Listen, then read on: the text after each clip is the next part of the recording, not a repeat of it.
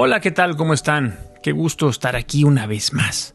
Vamos a conversar un poco de lo humano, de lo divino, de lo cotidiano, de las cosas que a mí me interesa compartir con todos ustedes y que yo espero despierten también, ¿verdad? El interés de alguien que se sienta identificado con los temas que estoy tratando aquí y que decida, bueno, participar.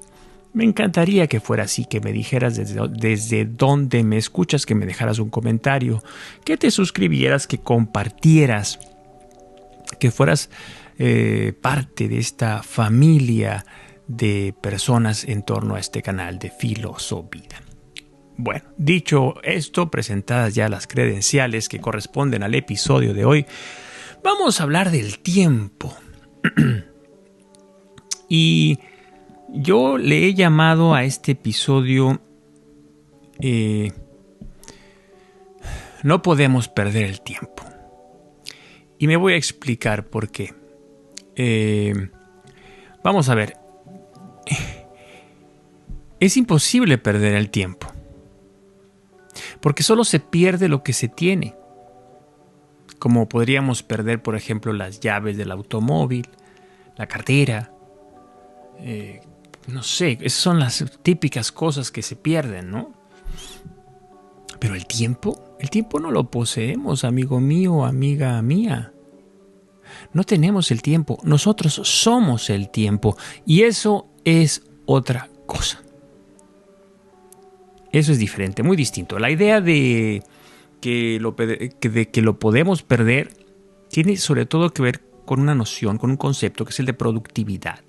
Y es un concepto que se encuentra vinculado a la idea de proyecto. Es decir, la productividad supone que yo de manera eficiente y eficaz voy a concluir un proyecto. En ese contexto es que se entiende el tiempo como una variable más de la ecuación. ¿Sí? Pero en el de la vida, ¿verdad, flaco? Tú y yo, o usted y yo estoy perdiendo el tiempo aquí ahora, por ejemplo, hablando contigo en lugar de, qué sé yo, poner un puesto de limonada fuera de mi casa, por poner un ejemplo simple.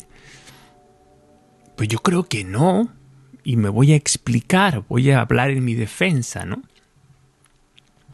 Pero antes tengo que decir una cosa, fíjate, incluso en el mundo de la gestión empresarial, esta noción unidimensional del tiempo como un factor exclusivo para la producción se ha vuelto obsoleta. Los factores que vuelven a una persona más productiva no son necesariamente la velocidad, ¿no? Ni están vinculados necesariamente a una concepción mecánica de la persona, ¿no?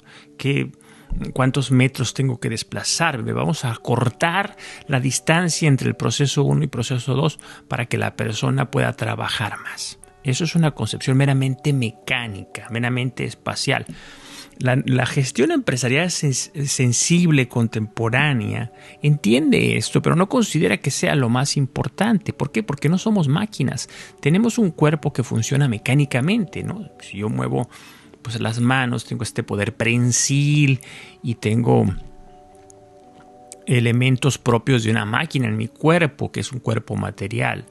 Sí, pero la totalidad de la persona está determinada además de por este aspecto material, por una esfera psíquica y una esfera espiritual. Apenas tengo yo que decir estas cosas, ¿verdad? Porque durante las últimas décadas esto ha pasado a formar parte del pensamiento mainstream, ¿no? De algo ya muy sabido, pues. Sin embargo, no son pocos los que aún van por ahí, permítanme la expresión que espero no sea muy agresiva, que van por ahí ladrando esta idea perversa. No pierdas el tiempo, no pierdas el tiempo. Repiten una y otra vez, como si anunciaran una realidad así ominosa, funesta, desde lo alto de una atalaya moral. Los viejos solían también decir esto, no pierdas el tiempo, aprovecha el tiempo. Eso es lo que decían, aprovecha el tiempo. Tengo que confesar aquí que alguna vez yo también creí esto mismo y traté de vivir en consecuencia. Pero me pasó una cosa. Afortunadamente, yo soy muy distraído y más pronto que tarde se me fue pues la mente por las ramas. Y estaba yo de nuevo a cuenta en mi territorio natural, que es el del vagabundeo, como te habrás dado cuenta tú si me escuchas aquí. El árbol de la imaginación, permítanme una de esas frases lapidarias que me encantan. El árbol de la imaginación hunde sus raíces en el tedio, en este suelo del tedio.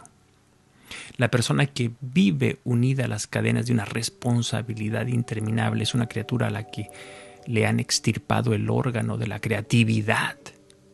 Y para mí eso es muy importante, tener ese órgano de la creatividad funcionando, ¿verdad? La creatividad supone tedio, supone tiempo, supone pausa. Yo recuerdo haber escuchado una vez, creo que a García Márquez o a un novelista latinoamericano decir aquello de que me pueden ver tirado en la playa con un sombrero en la cara y sin embargo estoy ahí trabajando como un burro. Y la gente que escuchó esto se rió, pero no era una broma, lo estaba diciendo en serio y tiene todo el sentido del mundo, ¿verdad? La creatividad opera así, necesita pausa, necesita que el ser humano tenga un espacio propio de reflexión, de intimidad consigo mismo. Esta es la realidad que mi experiencia directa de la vida me ha enseñado, muchachos, a lo largo de los muchos años que llevo en este planeta. De tal manera, mis amigas, mis amigos, que no podemos sentirnos culpables por perder el tiempo si es que somos criaturas conscientes, y esto tengo que subrayarlo. No hablo de estar todo el día, ¿verdad?, viendo videos de TikTok ahí echado en la cama, rascándome la barriga o alguna otra parte de mi anatomía, ¿no? ¿Por qué? Porque esto es un narcótico. Esto es un narcótico que me adormece. Y adormece mi capacidad de imaginar. Y me anula. Igualmente como le sucede al alienado del trabajo, ¿no? Que no está creando porque está encadenado y está moviendo la pesada rueda de molino como el asno o como la mula. De lo que yo hablo es de otra cosa, es de abrazar apasionadamente la voluntad de creación, voluntad de creación. A mí me pasa siempre y te voy a explicar cómo opera. Sucede más o menos así. Yo llevo una lista mental de ideas, experiencias, mentiras que me cuento a mí mismo, mentiras que yo sé son mentiras, son ficciones, autoficciones de mi intimidad, ¿sí? ¿Qué más? Recuerdos, ecos de lecturas y demás presencias que bullen en mi cabeza. Todo esto forma una especie de sustancia fundamental, ¿no? Una sopa primordial, ¿no? Como decían aquellos libros, ¿se acuerdan? De biología. Con todo eso yo voy creando cosas, expresiones y gestos. Ahí hay una especie de cajón desastre del que yo puedo extraer, así como el mago saca los conejos de la chistera. Puedo sacar algo que no lo sé. Cosas le llamo yo, expresiones, gestos, señales, marcas. Y con ellos voy marcando el mundo por donde voy pasando en un proceso de aproximación a la realidad.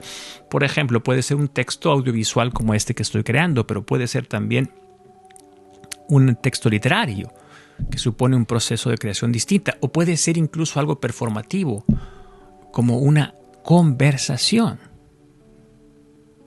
Es decir, comienzo con un trazo, ¿no? Primero un trazo, como lo haría un pintor o un músico, ¿no? Unos sonidos fundamentales, básicos, una melodía. Entonces es que la magia, entre comillas, sucede. Es la intuición, pues, que se refina en la conciencia, pero yo le llamo la magia, porque parece magia. Entonces, a ese primer trazo le sigue un manar constante. Y yo doy un paso hacia atrás, dejo de tener control sobre el proceso mismo de la creación y entonces las formas se van consolidando de tal manera que yo soy el primer observador de mi obra. Estoy viendo que aquello está naciendo de la nada. De la nada entre comillas, pues aparentemente de la nada, pero no hay tal. Detrás hay un montón de experiencias y muchísima autorreflexión. Muy bien, todo muy bonito, muy mágico, decía, pero luego hace falta la pausa y la distancia. Es necesario parar, cortar el chorro. Qué feo se oye esto. Cortar el chorro de la imaginación. Y me voy hacia atrás y trato de olvidarme y me involucro en cosas de otro tipo, ¿no? Ir al supermercado, venir, trabajar en lo mío, ver un partido en la televisión, lo que sea. Es necesario parar, olvidar un momento, olvidarme voluntariamente un momento de aquella obra en suspenso y ya después, superada la ebriedad creativa, ebriedad entre comillas, volver a leer todo aquello, volver a repensar todo aquello, volver a replantearme todo aquello, a contemplarlo y a comenzar a trabajar en un plano, en esta ocasión distinto, un plano consciente, racional, como si ya no fuera una especie de medium, ¿no? Sino un artesano que apoyado en una técnica determinada va puliendo todo aquello, si es que cree, por supuesto, que vale la pena.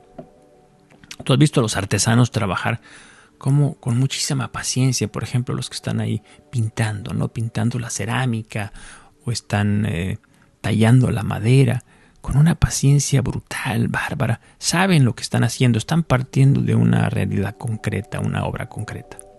A eso me refiero yo. Crear, muchachos, muchachas, invoca todas las fuerzas de lo que yo soy. No solamente el empuje emocional, sino además el saber intelectual y la técnica de vida, que no debemos olvidarlo. Sí, no se trata simplemente de que yo, por arte de birli-birloque, ¿verdad?, me convierta en una especie de chamán que canaliza, como dicen los esotéricos, fuerzas desconocidas para el común de los mortales. Ese no es el camino. Este es un cliché romántico. No me refiero yo a eso. No.